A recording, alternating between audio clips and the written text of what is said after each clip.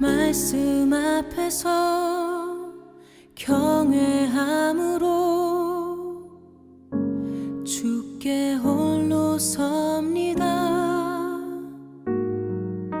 생명의 말씀 읽고 순종해 주를 예배합니다. 사랑하는 믿음의 가족 여러분, 오늘은 2020년 12월 18일 금요일입니다. 하루 한 장 말씀과 함께 함할게. 오늘의 말씀은 열왕기하 11장입니다. 사도신경으로 우리들의 믿음을 하나님 앞에 고백하겠습니다. 전능하사 천지를 만드신 하나님 아버지를 내가 믿사오며 그 외아들 우리 주 예수 그리스도를 믿사오니 이는 성령으로 잉태하사 동정녀 마리아에게 나시고 본디오 빌라도에게 고난을 받으사 십자가에 못 박혀 죽으시고 장사한 지 사흘 만에 죽은 자 가운데서 다시 살아나시며 하늘에 오르사 전능하신 하나님 우편에 앉아 계시다가 저리로서 산자와 죽은 자를 심판하러 오시리라. 성령을 믿사오며 거룩한 공예와 성도가 서로 교통하는 것과 죄를 사하여 주시는 것과 몸이 다시 사는 것과 영원히 사는 것을 믿사옵나이다. 아멘. 11장. 아하시아의 어머니 아달랴가 그의 아들이 죽은 것을 보고 일어나 왕의 자손을 모두 멸절하였으나 요람 왕의 딸 아하시아의 누이 여호세바가 아하시아의 아들 요아스를 왕자들이 죽임을 당하는 중에서 빼내어 그와 그의 유모를 침실에 숨겨 아달랴를 피하여 죽임을 당하지 아니하게 한지라. 요아스가 그와 함께 여호와의 성전에 6년을 숨어 있는 동안에 아달랴가 나라를 다스렸더라. 7째 해에 여호야다가 사람을 보내 가리 사람의 백부장들과 호위병의 백부장들을 불러 데리고 여호와의 성전으로 들어가서 그들과 언약을 맺고 그들에게 여호와의 성전에서 맹세하게 한 후에 왕자를 그들에게 보이고 명령하여 이르되 너희가 행할 것이 이러하니 안식일에 들어온 너희 중 3분의 1은 왕궁을 주의하여 지키고 3분의 1은 수루문에 있고 3분의 1은 호위대 뒤에 있는 문에 있어서 이와 같이 왕궁을 주의하여 지키고 안식일에 나가는 너희 중 2대는 여호와의 성전을 주의하여 지켜 왕을 호위하되 너희는 각각 손에 무기를 잡고 왕을 호위하며 너희 대열을 침범하는 모든 자는 죽이고 왕이 출입할 때에 시위할지니라. 하니 백부장들이 이에 제사장 여호야다의 모든 명령대로 행하여 각기 관할하는 바 안식일에 들어오는 자와 안식일에 나가는 자를 거느리고 제사장 여호야다에게 나아오매 제사장이 여호와의 성전에 있는 다윗 왕의 창과 방패를 백부장들에게 주니 호위병이 각각 손에 무기를 잡고 왕을 호위하되 성전 오른쪽에서부터 왼쪽까지 제단과 성전 곁에 서고 여호야다가 왕자를 인도하여 내어 왕관을 씌우며 율법책을 주고 기름을 부어 왕으로 삼음에 무리가 박수하며 왕의 만세를 부르니라. 아달랴가 호위병과 백성의 소리를 듣고 여호와의 성전에 들어가 백성에게 이르러 보매 왕이 규례대로 단 위에 섰고 장관들과 나팔수가 왕의 곁에 모셔 섰으며 온 백성이 즐거워하여 나팔을 부는지라. 아달랴가 옷을 찢으며 외치되 반역이로다 반역이로다 하매 제사장 여호야다가 군대를 거느린 백부장들에게 명령하여 이르되 그를 대열 밖으로 몰아내라. 그를 따르는 자는 모두 칼로 죽이라. 하니 제사장의 이 말은 여호와의 성전에서는 그를 죽이지 말라 함이라. 이에 그의 길을 열어주매 그가 왕궁의 말이 다니는 길로 가다가 거기서 죽임을 당하였더라. 여호야다가 왕과 백성에게 여호와와 언약을 맺어 여호와의 백성이 되게 하고 왕과 백성 사이에도 언약을 세우게 하매 온 백성이 바알의 신당으로 가서 그 신당을 허물고 그 제단들과 우상들을 철저히 깨뜨리고 그 제단 앞에서 바알의 제사장 마단을 죽이니라. 제사장이 관리들을 세워 여호와의 성전을 수직하게 하고 또 백부장들과 가릿 사람과 호위병과 온 백성을 거느리고 왕을 인도하여 여호와의 성전에서 내려와 호위병의 문 길을 통하여 왕궁에 이르매 그가 왕의 왕자에 앉으니 온 백성이 즐거워하고 온 성이 평온하더라. 아달랴를 무리가 왕궁에서 칼로 죽였더라. 요아스가 왕이 될 때에 나이가 7세였더라. 우리는 지난 수요일 함할께의 말씀인 열왕기하 9장을 통해 악에게 자신을 팔아 여호와 하나님 앞에서 더없이 악했던 아합과 이세벨로 인해 그들 자신뿐 아니라 그 집안 자체가 여호와 하나님의 진노 앞에 처참하게 무너지는 것을 보았습니다. 아합에 이어 왕이 된 그의 두 아들 중 아하시아는 파리에 놀라 왕궁 난간에서 떨어져 병들어 죽었고, 또 다른 아들 요람이라고도 하는 여호람은 반란을 일으킨 부하 장수가 쏜 화살에 염통이 꿰뚫려 죽은 후 나봇의 밭에 버려지는 최후를 맞이하였습니다. 무엇보다 악행의 당사자 중 하나인 이세벨은 믿는 도끼에 발등이 찍히는 격으로 가장 신임하여 곁에 두었던 내시의 배신을 받아 창 밖으로 밀려 떨어져 몸이 터져 죽은 후 그 시체마저 들개들에게 뜯어먹히는 비참한 최후를 맞이하였습니다. 이뿐이 아닙니다. 이어진 열왕기하 10장의 말씀을 보면 요람을 죽이고 왕이 된 예후를 두려워한 그들의 스승에 의해 아합의 아들 70명이 한꺼번에 몰살당한 후 목이 베어져 성문 어귀의 구경거리가 되어버린 더욱 비참한 이야기와 함께 아합의 집에 속한 모든 사람이 다 예후에 의해 죽임을 당했다는 이야기도 기록되어 있습니다. 그런데 아합과 이세벨의 악행이 남긴 저주와 불행은 여기서 끝나지 않았습니다. 이들이 남겨놓은 저주와 불행은 남한국 유다로까지 퍼져 나갔습니다. 화면에 도표를 하나 보여드릴 텐데 너무 작죠? 그래서 오늘 우리가 살펴보기를 원하는 부분만 조금 확대해서 한번 보도록 하겠습니다. 북왕국 이스라엘의 아합이 다스리던 시대에 남왕국 유다는 여호사밧이 왕이 되어 다스리고 있었음을 이 도표에서 확인해 볼 수가 있습니다. 여호사밧은 모든 면에서 여호와 하나님 앞에 바르게 살았던 왕이었습니다. 역대하 17장 3절 4절 말씀에 보면 여호와께서 여호사밧과 함께 하셨으니 이는 그가 그의 조상 다윗의 처음 길로 행하여 바알들에게 구하지 아니하고 오직 그의 아버지의 하나님께 구하며 그의 계명을 행하고 이스라엘의 행위를 따르지 아니하였습니다. 라고 이렇게 분명히 기록되어 있는 것입니다. 그런데 이런 여호사밧에게 치명적인 잘못이 하나 있었습니다. 그것은 그가 여호와 하나님 앞에서 더없이 악한 아합과 친밀하게 지냈다는 것입니다. 그냥 친한 정도가 아니라 여호사밧의 아들 여호람과 아합과 이세벨의 딸 아달랴가 혼인할 정도로 깊은 관계를 맺고 있었습니다. 여호와 하나님께서는 아합의 꼬드김으로 아람과의 전쟁에 함께 나갔다가 크게 패하여 아합은 죽고 자신은 간신히 살아 예루살렘에 돌아온 여호사밧에게 선견자 예후를 보내 이를 책망하면서 말씀하셨습니다. 그런데 여기서 한 가지 설명을 드리고 넘어갈 것은 여기 나오는 선견자 예후는 북왕국 이스라엘의 왕이 된 예후와는 이름은 같지만 다른 사람입니다. 바로 이 예후를 통해서 하나님께서 이렇게 말씀하셨습니다. 역대하 19장 2절입니다. 하나님의 아들 선견자 예후가 나가서 여호사밧 왕을 맞아 이르되 왕이 악한 자를 돕고 여호와를 미워하는 자들을 사랑하는 것이 옳으니까 그러므로 여호와께로부터 진노하심이 왕에게 임하리이다. 지금이라도 아합 가문과의 관계를 끊어 버리라는 것입니다. 그럼에도 여호사밧은 그 관계를 끊지 못했습니다. 그리하여 아합과 이세벨로 인한 저주와 불행이 남왕국 유다에도 미치게 된 것입니다. 먼저 아달랴와 혼인한 여호사밧의 아들 여호람은 여호와 하나님께서 그토록 미워하신 아합의 집과 똑같은 악을 유다 땅에서 행하였습니다. 그 말씀이 열왕기하 8장 18절에 기록되어 있습니다. 그리고 그 뒤를 이어 유다의 왕이 된 여호람의 아들 아하시아도 마찬가지였습니다. 그 말씀은 열왕기하 8장 27절에 나타나 있습니다. 이로 인해 다윗의 가문인 유다 왕가도 아합이 죽은 후 세력이 급격하게 약해진 북이스라엘의 아합 왕가처럼 그 힘이 점점 약해져 갔습니다.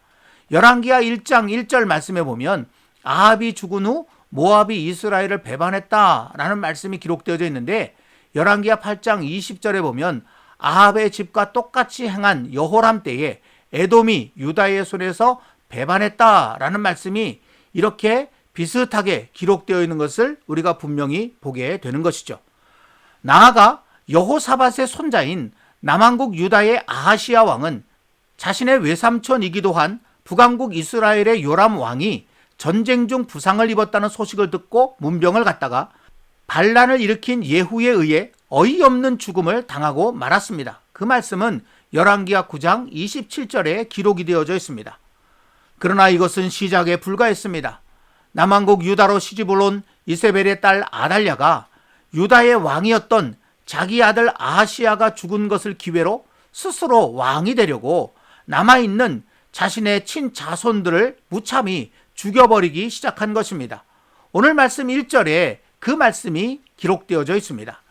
이렇게 스스로 유다의 왕이 된 아달랴는 자기 어머니 이세벨처럼 여호와 하나님과 그 말씀은 철저히 무시하고 자기 멋대로 유다를 다스리면서 예루살렘에 바알의 신당까지 세웠습니다. 오늘 말씀 18절에 보면 이 아달랴가 죽은 이후에 온 백성이 바알의 신당으로 가서 그 신당을 허물고 그 제단들과 우상들을 철저히 깨뜨리고 그 제단 앞에서 바알의 제사장 맏단을 죽였다라는 이야기가 이렇게 기록되어져 있는데, 이 말씀을 미루어서 우리는 이 아달랴가 예루살렘에 거대한 바알의 신전을 세웠다라는 사실을 알게 되는 것입니다. 그리고 이 아달랴가 그렇게 다스렸던 기간이 무려 6년이나 되었습니다. 그러는 동안 유다 백성들의 삶은 너무나 고달팠습니다. 이는 아달랴가 죽임을 당하고 다윗의 후손인 어린 요아스가 왕이 된 후 백성들의 모습을 기록한 말씀에서 반추해 볼 수 있습니다.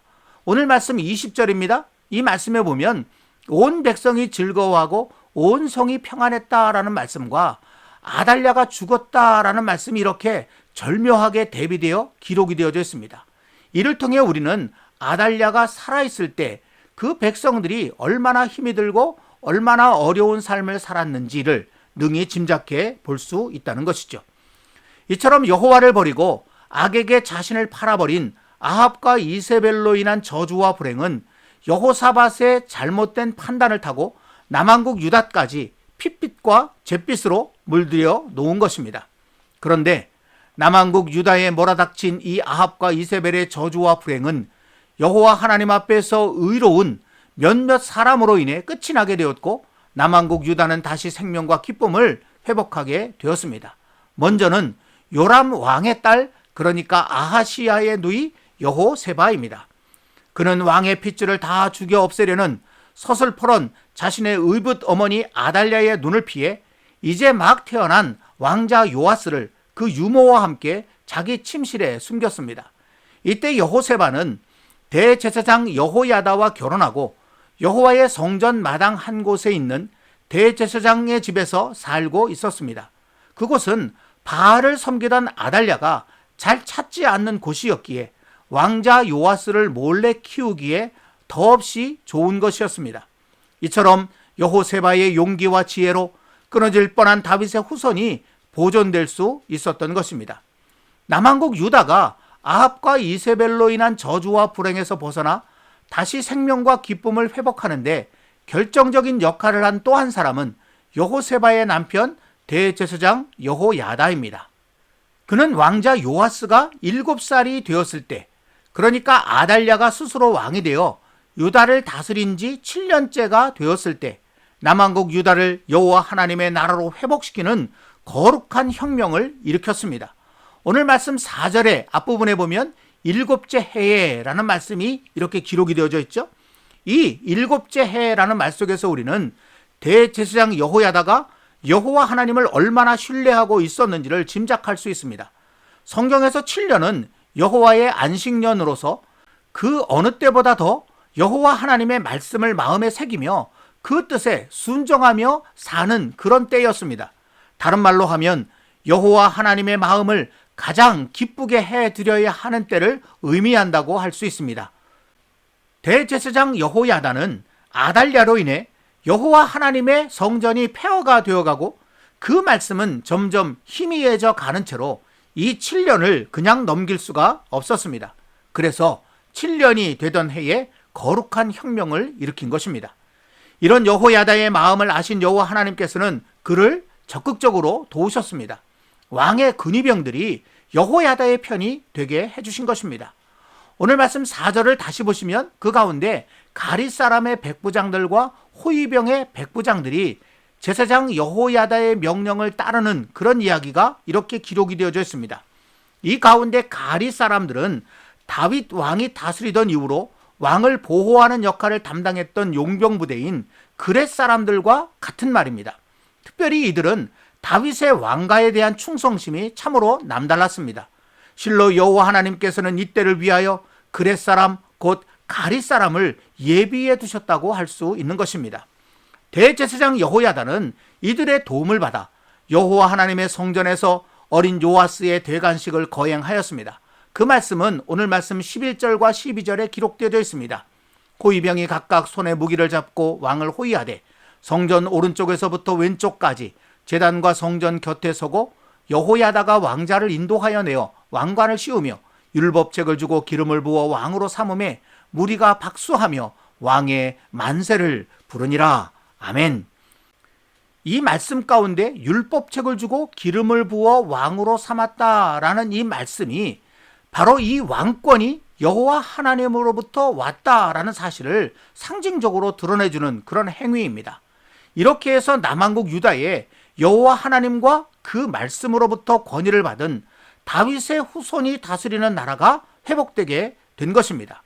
그리고 이것은 이제 남한국 유다가 여호와 하나님의 나라로 다시 세워졌다는 그런 의미이기도 합니다. 그래서 오늘 말씀 17절에 이런 말씀이 기록되어 있습니다. 여호야다가 왕과 백성에게 여호와와 언약을 맺어 여호와의 백성이 되게 하고 왕과 백성 사이에도 언약을 세우게 하매. 아멘. 아달랴는 뒤늦게 이 사실을 알고 성전으로 달려갔습니다. 그리고는 요아스의 대관식 장면을 보게 되었습니다. 그것이 오늘 말씀 14절에 이렇게 기록이 되어져 있습니다.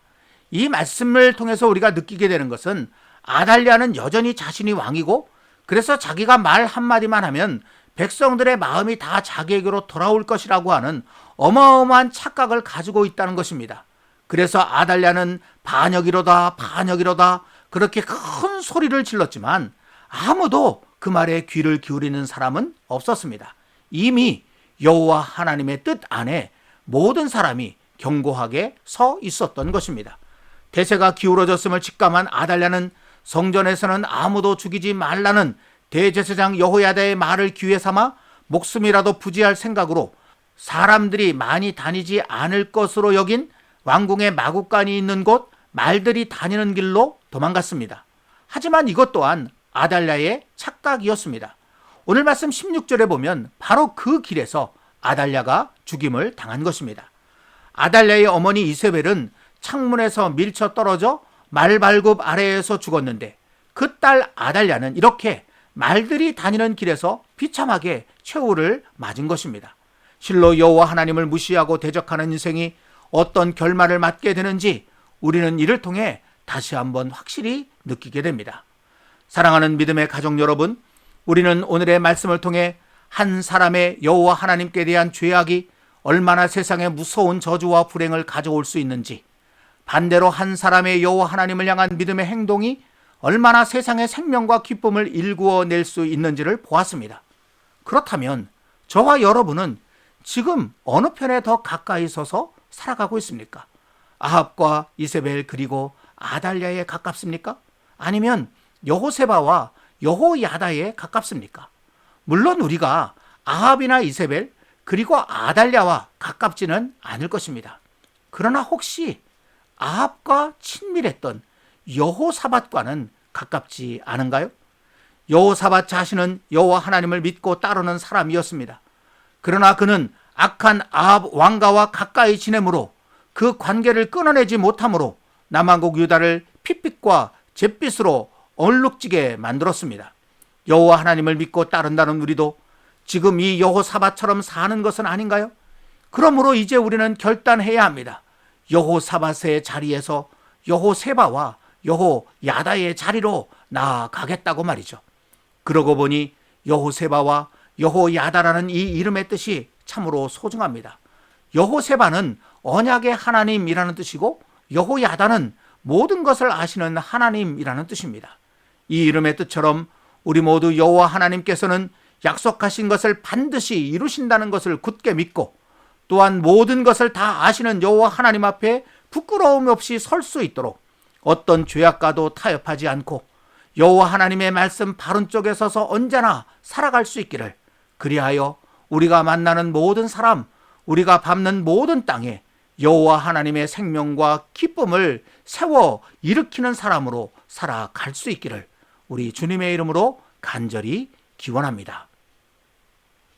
오늘은 말씀을 생각하시면서 신실하게 진실하게 함께 찬양하겠습니다.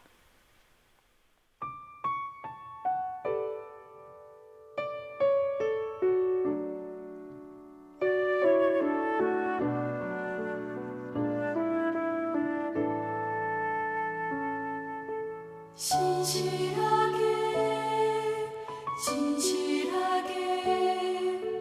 거룩하게 살게 하소서. 신실하게 진실하게 거룩하게 살게 하소서.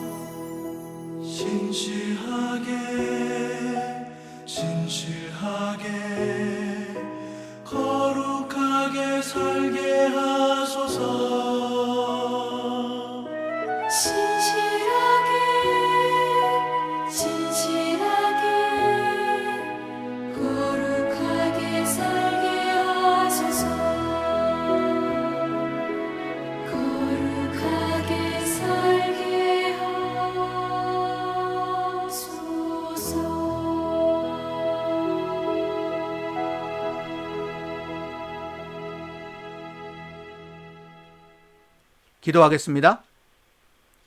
하나님 아버지, 오늘은 열왕기하 11장의 말씀을 통해서 여호와 하나님 앞에서 한 사람이 악하게 살아가는 그런 삶의 모습이 얼마나 이 땅에 불행과 저주를 가져올 수 있는지, 반대로 또 한 사람이 여호와 하나님 앞에서 그 하나님의 말씀 바른 쪽에서 언제나 의롭게 살아갈 때 얼마나 이 세상에 생명과 기쁨을 일구어낼 수 있는지를 보았습니다.